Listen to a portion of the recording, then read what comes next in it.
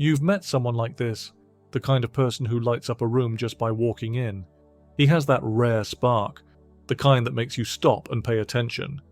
Brilliant ideas spill out of him effortlessly. He dreams in dimensions other people can't even see.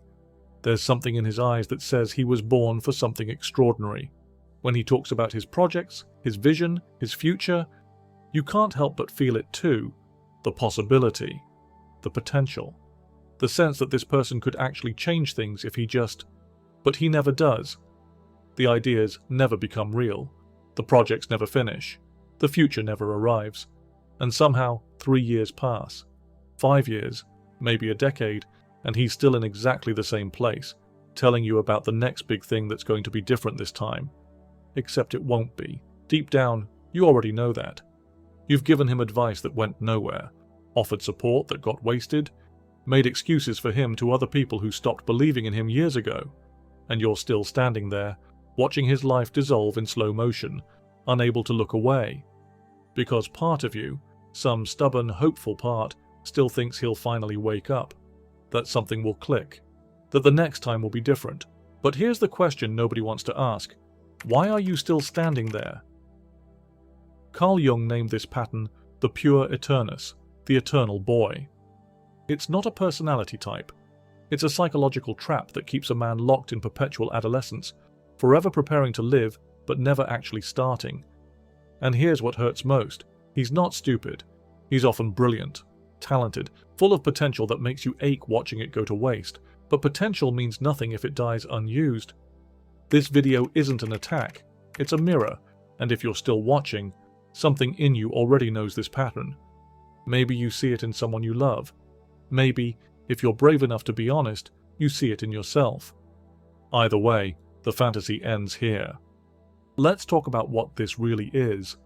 The puer eternus doesn't just fail to grow up, he actively refuses it. Carl Jung studied this archetype across cultures, myths, and his own patients. Men who despite their age remained psychologically juvenile. Not because they lacked intelligence, but because they'd unconsciously rejected the fundamental demand of existence, leave childhood's paradise and face the adult world. Jung called it living in the psychic womb. A symbolic space where everything is provided, nothing is demanded, consequences don't exist. In childhood, this space keeps you alive. In adulthood, it becomes your tomb. Watch him closely. He jumps between careers, always seeking something meaningful. But meaningful is code for effortless. He starts projects with explosive enthusiasm, then abandons them when they require actual work. He falls in love intensely, 3 months of fire, then vanishes the moment you ask for commitment.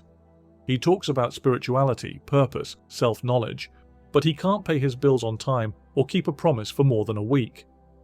Here's what makes this pattern devastating. He's genuinely gifted. His connection to creativity, imagination, inspiration makes others jealous. He gets flashes of brilliance that seem to come from nowhere. But brilliance without discipline is just fireworks. Beautiful, then dark. He wants to fly without building wings, love without commitment, success without effort, the rewards of adulthood while clinging to childhood's privileges. And when reality doesn't deliver this fantasy, he doesn't adapt. He blames. The system is broken. His parents failed him. Nobody understands. But never, I'm afraid. Jung observed that the pure exists outside normal time. He lives in not yet. Not yet the right moment, not yet the right person, not yet the right conditions. Always waiting for perfection before he commits. But perfect never comes. Life demands participation now. Messy, imperfect, terrifying. And rather than face that demand, he runs. And if you love him, you know what that running costs you. You've stayed up nights wondering if this time will be different. You've defended him to friends who stopped believing in him years ago. You've felt that specific heartbreak of watching someone you care about choose fear over growth, again and again. You keep hoping something will click, that he'll finally see what he's doing to himself, to you. But hope alone doesn't build a life. And at some point you have to ask yourself, how long will you stand in the wreckage of his potential, waiting for him to want something different? This isn't freedom. It's flight, and the distinction will cost him everything. Let's be honest about why this pattern works. The puer eternus is magnetic. At first, he's intoxicating. He thinks differently, dreams bigger, lives outside the soul-crushing routines that trap everyone else. He doesn't follow rules or accept labels. He seems free. And in a world that reduces humans to productivity metrics, freedom looks like salvation. This is the seduction, and it's based on a lie. Real freedom requires structure. It demands discipline, commitment, the courage to choose something and honor that choice even when it's hard. The puer's freedom requires nothing. It's the freedom of a child who has no responsibilities because someone else handles everything. It's the freedom of a man who doesn't build anything because building would require staying still long enough to face his limitations. Picture him at 37, standing in an apartment he can barely afford, surrounded by half-finished projects and books he'll never read. He still calls himself a dreamer, still talks about the novel, the business, the big move he's going to make. His friends have stopped asking about it. They've heard the same stories too many times, but he doesn't notice their silence. He's too busy explaining why this year wasn't the right time, why the conditions weren't aligned, why the universe hasn't opened the door yet. And in that moment, if you could see inside him, you'd find something devastating. He actually believes it. He's constructed an entire mythology around his paralysis and named it destiny. He flees from pain, from failure, from being seen as ordinary, from time itself. Every choice he avoids, every responsibility he transfers, every decision he postpones deepens his prison. But he calls it autonomy. You've seen this up close. He doesn't want a conventional job because he's meant for something greater. Translation: he's terrified of hierarchy, routine, being held accountable. He won't commit to a relationship because relationships are cages. Translation: he's deathly afraid of being truly known, of surrendering control, of being held responsible for another person's happiness. He hates rules. Translation: he never learned how to deal with limits. Jung said, the puer eternus lives suspended between heaven and earth. He won't descend, won't root himself, won't touch the concrete ground of reality. But nothing grows without roots. Nothing flourishes without effort, and without pain, there is no transformation. What he calls freedom is actually paralysis dressed in poetry, and that paralysis doesn't just destroy him, it destroys everyone who tries to love him. In the beginning, he's enchanting, passionate, unpredictable, electric, but over time, the shine corrodes. What was spontaneity becomes flakiness. What was sensitivity becomes manipulation. What seemed like freedom reveals itself as escape. The shadow of the puer is sneaky. It shows up in small sabotages, forgotten commitments, missed deadlines, financial chaos that somehow always requires rescue, abrupt mind changes, broken promises wrapped in beautiful explanations. I'm not ready. I need space. I don't want to force it. The truth is simpler. He's terrified. Terrified of growing up, making mistakes, being judged, being ordinary. So unconsciously, he sabotages anything that requires maturity. If you love someone trapped here, you know the exhaustion. And I mean the specific kind of exhaustion that settles into your bones after years of this. You know what it's like to hear, "I love you," and feel nothing, because he's said it 100 times while doing the opposite. You know the particular heartbreak of making plans together, real plans, life plans, and watching him nod enthusiastically, then do absolutely nothing to make them real. You've learned to stop bringing up the future because the conversation always ends the same way, him feeling attacked, you feeling crazy for wanting basic consistency. You've sat across from him at dinner, watching him be charming and present, and felt completely alone. Because you know that tomorrow he'll be distant again. That next week he'll create some crisis that requires all your emotional energy, but none of your advice. That in 6 months you'll be having this exact same conversation about why he can't seem to move forward. And the worst part? He makes you feel guilty for being tired, for wanting him to show up, for asking him to be a functioning adult. Suddenly you're too demanding, too controlling, too conventional. You're trying to clip his wings, but you're not asking him to fly less. You're asking him to land long enough to build something real. Family watches him waste opportunity after opportunity. Friends grow tired of crisis after crisis that requires their help, but never their advice. Partners exhaust themselves, loving a man who's present in words, but absent in action. And through it all, he remains convinced the world is the problem. Jung warned that shadow work demands brutal honesty, but the puer's shadow feeds on self-deception. It calls avoidance authenticity, immaturity freedom. And until he sees through his own mythology, until he admits his fear is destroying everything he claims to value, the shadow will keep winning. But the shadow doesn't work alone. Behind almost every eternal boy stands a figure who enables his refusal to grow, often with the best intentions in the world. If this is landing, hit subscribe. We go deep into Jungian psychology and the patterns that silently run your life. The puer eternus doesn't emerge from nothing. Behind virtually every man stuck in perpetual boyhood stands a maternal presence, real or symbolic, who protects him from the world but also prevents him from facing it. Carl Jung called this the archetypal mother. When her influence becomes excessive, she transforms into the devouring mother. Not devouring literally, devouring his capacity for independence. This can be a literal mother who solved every problem, prevented every failure, never let him experience consequences. She loved him, meant well, but in protecting him from pain, she crippled his ability to function alone. Or it's symbolic, a grandmother, a partner who unconsciously plays caregiver, providing endless comfort, while inadvertently enabling eternal childhood. The puer doesn't seek partners, he seeks mother substitutes. Someone who nurtures without demanding, accepts without confronting, supports without requiring reciprocity. He wants to be understood, forgiven, never asked to grow up.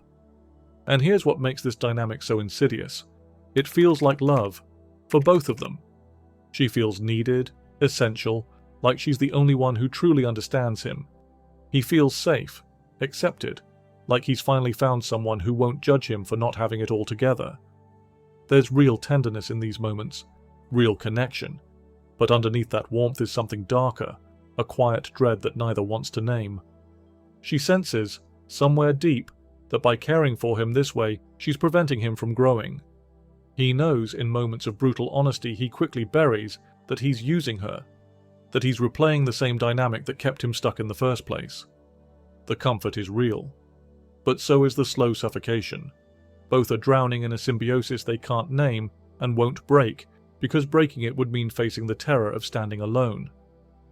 Jung was blunt. The greatest tragedy is when the mother refuses to let the child be born psychologically. The body ages, years pass, but the psyche stays frozen, waiting for someone else to make life work. This becomes toxic in relationships. He idealizes fast, projects all his unmet needs onto her, expects her to complete him, fill the voids he won't acknowledge, mother him while also being his lover. It's impossible. And when the relationship demands actual maturity, bills, decisions, conflicts, he vanishes emotionally. He wanted a mother who would sleep with him. When she dares to ask him to be an equal adult, he experiences it as betrayal.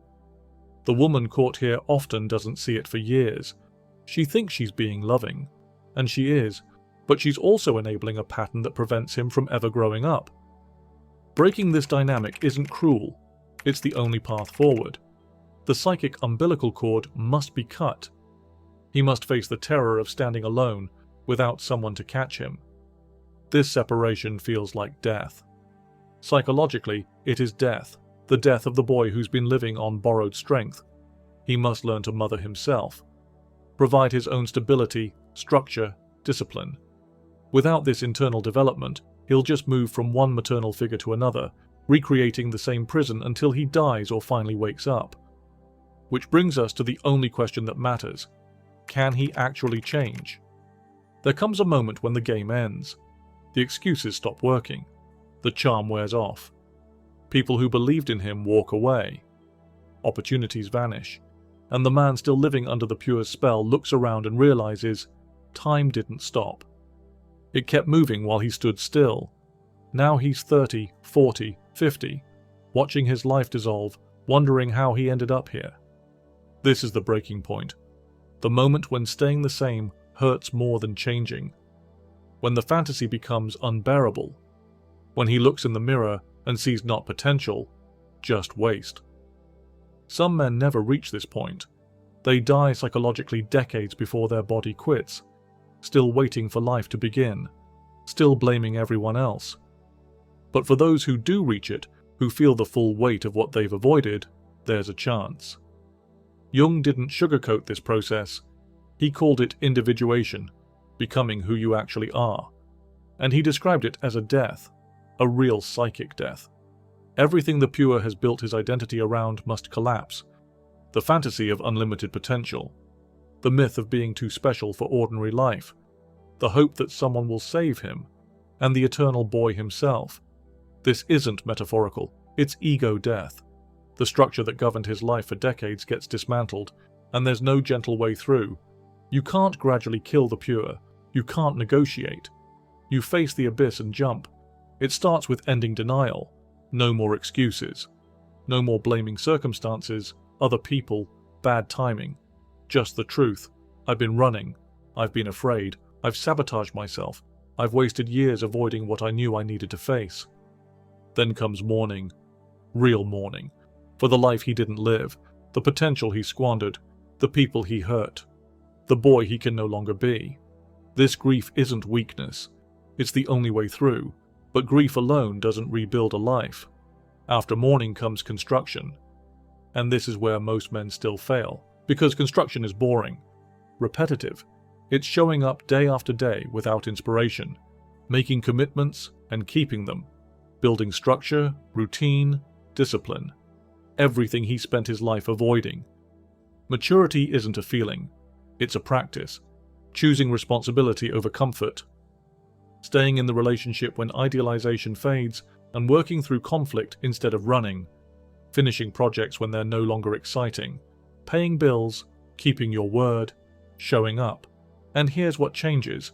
The puer's energy doesn't disappear, it transforms. The creativity, imagination, connection to possibility, all of it remains. But now it's channeled through mature consciousness, capable of actually building something real. This is integration. You don't suffocate the eternal boy. You don't become a soulless machine. You let the boy provide vision while the man does the work. Together they create what neither could achieve alone. But make no mistake, this transformation will break you.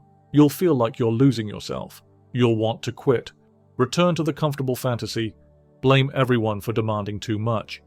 And in those moments, you'll have to choose, again and again, to grow or stagnate, to build or dream, to live or merely exist.